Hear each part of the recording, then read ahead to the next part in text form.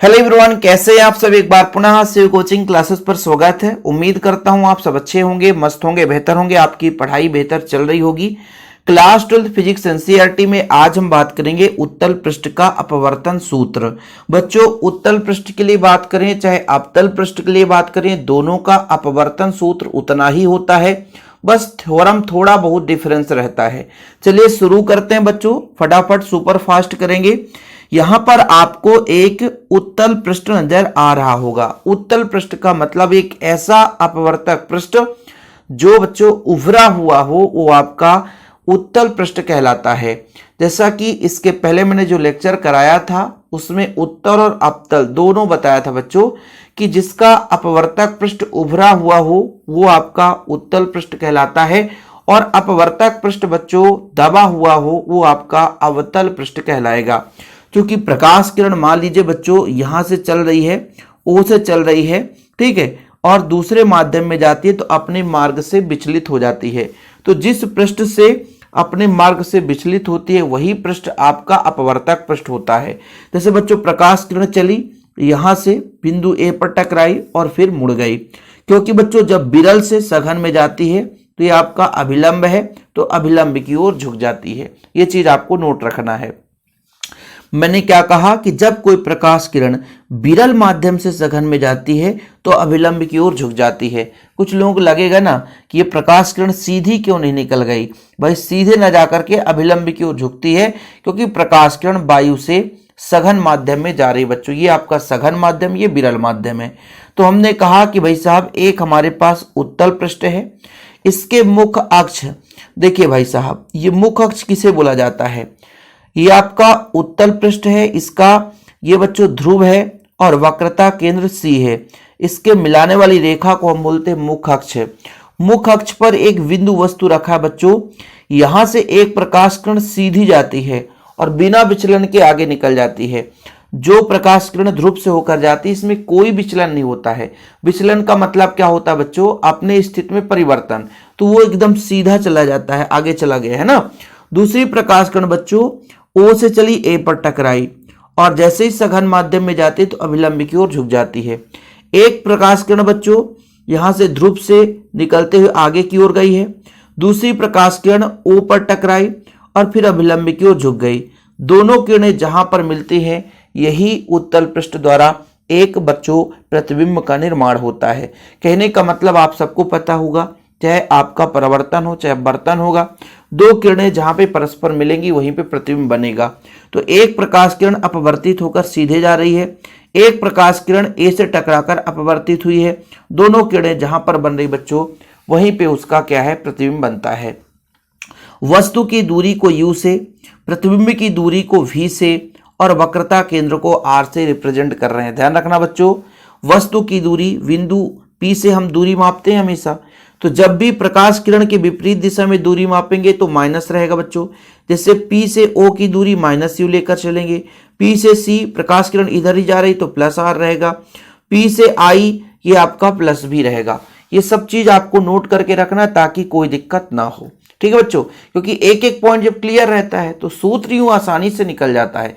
Main तो समझना है फैक्ट कि भाई ये आई पर ही प्रतिबिंब क्यों बना, क्योंकि एक प्रकाश किरण ध्रुव से होकर सीधी चली गई, दूसरी प्रकाश किरण ओ से टकराती है, अभिलंब की ओर झुक जाती है। एन सी आपका एक अभिलंब है बच्चों, और जब झुकती है तो आपका बना कोण अपवर्तन कोण है और ये आपतन कोण है। बाकी स्नेल का नियम आपने पढ़ा ही है, स्नेल का नियम आपने पढ़ा ही है कि आपतन कोण की जय और अपवर्तन कोण की जय में एक निश्चित अनुपात होता है। लेकिन बच्चों यहां पे यदि हम बात करें अल्फा, अल्फा है क्या, देखिए ये आपतित किरण है, ये आपतित किरण है, और ए आई अपवर्तित किरण है, और एन सी आपका अभिलंब है। तो बच्चों मुख्य अक्ष के साथ आपतित किरण अल्फा कोण, जो आपका अपवर्तित किरण है बीटा कोण, और जो अभिलंब है वो गामा कोण बनाती है। जो आपका ये मुख्य अक्ष है बच्चों, आपतित किरण अल्फा कोण, अपवर्तित किरण बीटा कोण और ये गामा कोण बनाती है। हमने माना मानकर चला है, कोई दिक्कत नहीं है, सिंपल यहां तक क्लियर है। तो यहां पर हमने क्या क्या माना बच्चों, आप लोग बता सकते हो कि हमने माना है कि जो कोण बना है ए ओ पी बराबर अल्फा। कौन सा कोण बच्चों, अल्फा, ठीक है। और कोण ये जो कोण है बच्चों ए सी पी बराबर गामा व कोण ए आई सी या ए आई पी, जो भी लिखना है बच्चों आप लिख सकते हैं। तो यहां पर हम लिख देते हैं ए आई पी,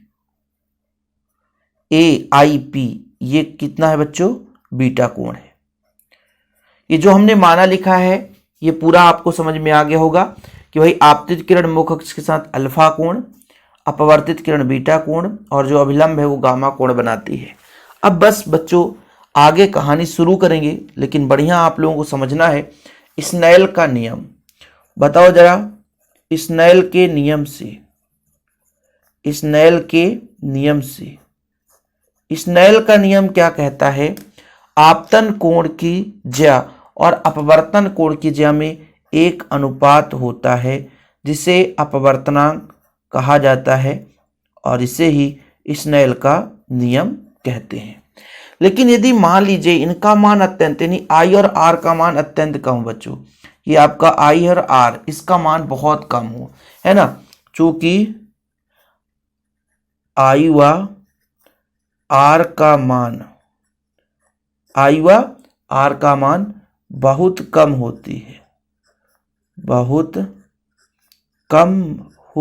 है, आई और आर का मान बहुत कम होती है, इसलिए बच्चों साइन आई के जगह लगभग आई व साइन आर के लगभग आर हम लिख सकते हैं। ठीक है, तब बच्चों इसको हम एक समीकरण दे देंगे और लिखेंगे कि समीकरण 1 से, कहां से बच्चा लोग, समीकरण 1 से म्यू बराबर साइन आई के जगह आई और साइन आर के जगह आर, तो आपका आगे बच्चों म्यू बराबर, इसको पक्षांतर करेंगे तो म्यू बराबर आई बटा आर है, तो पक्षांतर करें तो आई बराबर म्यू आर हो गया और इसको समीकरण 2 दे दो, आई बराबर म्यू आर हो गया है। अब थोड़ा सा यहाँ पे आप लोगों को समझना है, थोड़ा सा यदि आप पॉइंट समझ जाएंगे बच्चों कि बहिष्कोण क्या होता है। बहिष्कोण किसी त्रिभुज के यदि एक भुजा को आगे बढ़ा दें तो जो कोण बनता है वो त्रिभुज के अंदर समूह कोण के योग के बराबर होता है। जैसे बच्चों यहां पर मैं बात करता हूं, देखिए ये जो आई है त्रिभुज लेकर चलना है, ध्यान रखना, त्रिभुज लेकर चलना बच्चों, त्रिभुज बार बार बता रहा हूं, त्रिभुज। यहां पर देखना ए आई पी नहीं लेना बच्चों, सी लेना है। ठीक है, ए आई सी, इस त्रिभुज, छोटे वाले त्रिभुज का बहिष्कोण ये है, और बच्चों ए ओ सी इसका बहिष्कोण ये वाला है, क्योंकि इस वाले त्रिभुज की भुजा को आगे बढ़ाएंगे तो 2 लेकर चलेंगे ना, तब तो समझ में आएगा। ठीक है, जैसे देखना त्रिभुज ए ओ सी में आई का मान अल्फा धन गामा के बराबर होगा, और बच्चों त्रिभुज ए आई सी में गामा का मान आर धन बीटा के बराबर होगा। किसी त्रिभुज के एक भुजा को बढ़ाने से बना कोण बहिष्कोण होता है, जो कि त्रिभुज के समूह कोण के योग के बराबर होता है। ठीक है बच्चों, तो त्रिभुज ए ओ सी में बहिष्कोण जो आपका आई है बच्चों वो अल्फा धन गामा के बराबर होगा, तथा त्रिभुज ए आई सी में बहिष्कोण गामा जो है बच्चों वो आर धन बीटा के बराबर होगा। तब यहां से आर बराबर निकल कर आएगा बीटा पक्षांतर गामा माइनस बीटा। ठीक है, अब आपको थोड़ा सा समस्या जाएगा, मैं यहाँ पे समझाता हूँ फिर से। अब भाई ये चित्र तो आपको प्राप्त हो ही गया है, ये वाला त्रिभुज देखना बच्चों, ये वाला त्रिभुज देखना। ठीक है, ये वाला त्रिभुज देखो, ये वाला। ठीक, चित्र पहले बना ही लिया हो गया। इस त्रिभुज के एक भुजा को आगे बढ़ा तो ये बहिष्कोण बन गया। अब ये जो बहिष्कोण आई का मान है गामा अल्फा और गामा के योग के बराबर होगा। किसी त्रिभुज के एक भुजा को आगे बढ़ाने पर बहिष्कोण बनता है जो कि सम्मुख कोण के योग के बराबर होता है। ऐसे बच्चों ये जब ये वाला त्रिभुज लो, ये वाला त्रिभुज, तो इसका बहिष्कोण एक भुजा इधर बढ़ा दिया, ठीक है। अब थोड़ा चित्र यहां पर समझना, इसको आगे बढ़ाया तो ये बहिष्कोण बना, तो ये गामा आर धन बीटा के बराबर है। तो आर धन बीटा के बराबर बच्चों, आर धन बीटा के बराबर है, और आई जो है अल्फा प्लस गामा के बराबर है। इनको समीकरण 1 में मान रख दो। समीकरण 1 में, समीकरण 2, समीकरण 2 से, समीकरण 2 से सर समीकरण 2 क्या है, आई बराबर, तो आई की जगह क्या हो जाएगा, अल्फा प्लस गामा बराबर म्यू, आर की जगह क्या हो जाएगा, gamma minus beta, gamma minus beta, gamma minus beta, और अल्फा बीटा गामा का मान फटाफट बता दो, अल्फा बीटा गामा का मान फटाफट बता दो। यूं आसानी से आप लोगों का दिक्कत कंप्लीट हो जाएगा बच्चों, कहानी खत्म हो जाएगी। हालांकि इसको थोड़ा और अरेंजमेंट कर देते हैं तो अच्छा रहेगा। जैसे अल्फा प्लस गामा है तो ये म्यू गामा और माइनस म्यू बीटा हो जाएगा, यहाँ तक ठीक है। फिर आगे क्या होगा, इसको माइनस इधर प्लस ले आओ तो अल्फा प्लस म्यू बीटा, तो इन दोनों में गामा गामा है तो गामा कॉमन ले लो तो म्यू माइनस 1 हो जाएगा। ये हो गया, और इसको हम समीकरण 3 दे देते हैं। अब फटाफट बताना बच्चों, देखना देखना, अब आप लोगों की कहानी है। आप लोग कितना गणित पढ़े हो भाई साहब, अब आप लोगों की कहानी बताना। चूंकि समझना, कोण बराबर होता है, कोण बराबर क्या होता है सर, होता है चाप बटा त्रिज्या। कोण बराबर कितना होता है, चाप बटा त्रिज्या। इसलिए बताओ अल्फा बराबर कितना होगा, अल्फा बराबर, अल्फा का चाप कितना होगा बच्चों, ये पी से ए, पी ए, तो कितना हो जाएगा पी ए, त्रिज्या कितना हो जाएगा बच्चों, P O, P O. Gamma बताओ, गामा का चाप भी आपका पी ए, त्रिज्या कितना हो जाएगा पी सी। वाह, अब भाई बीटा की बात आ गई, तो कोण बराबर चाप, चाप आपका पी ए और त्रिज्या आपका बच्चों पी से आई तो पी आई। अब इसको कहां रखेंगे, समीकरण जो आपका 3 आया है में मान रखने पर, में मान रखने पर, समीकरण 3 में मान रख दो बच्चों। किससे किससे बन जाएगा आप समीकरण 3 में मान रखते, समीकरण 3 क्या कहता है, अल्फा प्लस म्यू बीटा। वाह, अल्फा, अल्फा का मान कहां है, पी ए बटा P O plus mu, beta, beta का मान कितना है, पी ए अपान पी आई बराबर गामा, पी ए अपान पी सी और म्यू माइनस 1, ब्रैकेट लगा दो।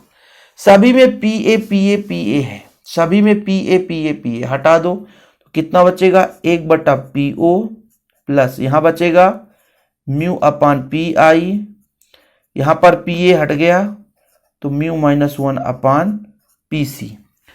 अब बताओ भाई पी ओ क्या है, चित्र से बताओ पी ओ क्या है, वस्तु की दूरी। किंतु किंतु किंतु परंतु किंतु सर पी ओ क्या है, वस्तु की दूरी माइनस यू, और बच्चों पी आई क्या है, प्रतिबिंब की दूरी प्लस भी, वह पी सी क्या है, वो आपका कैपिटल आर है। ये प्लस माइनस का लोचा कहां से आ गया सर, देखो बच्चों, प्रकाश किरण बिंदु वस्तु ओ से चल रही थी तो इसके हम पी से दूरी मापते हैं, तो प्रकाश किरण जब इधर जा रही है, दूरी विपरीत लेंगे तो माइनस लेकर चलेंगे, और इधर जो भी दूरी होगी प्रकाश किरण के अनुदिश है इसलिए प्लस लेकर चलेंगे। इसलिए हो जाएगा 1 बटा पी ओ मतलब 1 बटा माइनस यू प्लस बच्चों म्यू है, ये म्यू है ना, पी आई मतलब भी बराबर म्यू माइनस 1 अपान आर। अब थोड़ा सा कहानी में ट्विस्ट आने वाला है, प्लस वाले को पहले लिख दो तो म्यू अपान भी माइनस 1 अपान यू बराबर म्यू माइनस 1 अपान आर। जी हाँ बच्चों, ये लो आप लोगों का आ चुका है बढ़िया सा सिंपल सा, किसके लिए, उत्तल पृष्ठ के लिए अपवर्तन सूत्र। लास्ट में लिखना यही उत्तर पृष्ठ का अपवर्तन सूत्र है। और जिन बच्चों को नोट्स लेना है तो कांटेक्ट नंबर लिख लो 9685299149, 9685299149, 9685299149। इस नंबर पर आप लोग नोट्स कांटेक्ट करके ले सकते हैं। फिलहाल अभी के लिए इतना ही। जय हिंद, वंदे मातरम।